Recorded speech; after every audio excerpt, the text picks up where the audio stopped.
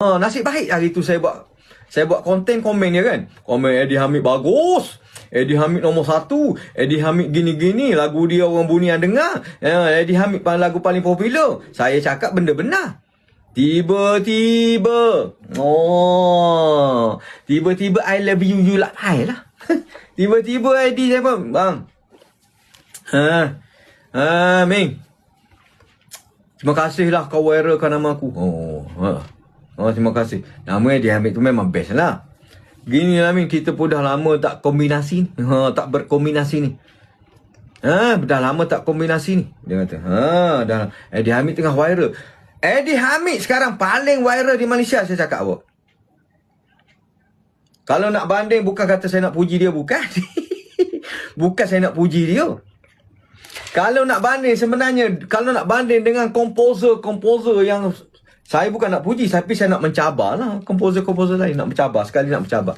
Kenapa saya kata Eddie Hamid paling popular? Dia satu negeri 4 juta. Satu negeri je.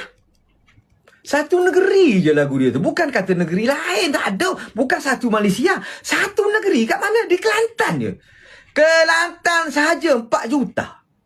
Tak payah nak masuk Terengganu, tak payah nak masuk Pahang, tak payah nak masuk Melaka, tak payah nak masuk Perlis, tak payah nak masuk Johor, tak payah nak masuk Singapura, tak payah nak masuk Indonesia, tak payah nak masuk Sabah, tak payah nak masuk Sulawesi, tak payah nak masuk Sabah, Sarawak, tak payah nak masuk Kalimantan, tak payah nak masuk mana. Kelantan je 4 juta, naik lagi 4 juta. Saya tengok tu bulan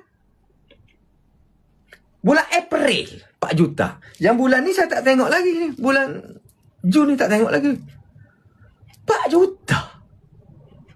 Satu negeri. Di mana? Di Kelantan je.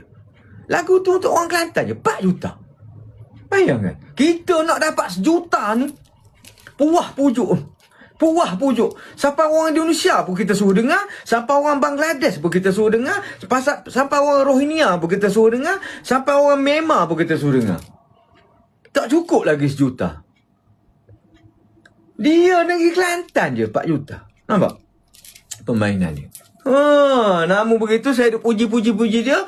Dapat job. Dapat job. Bukan 1, 2 lagu saya dapat.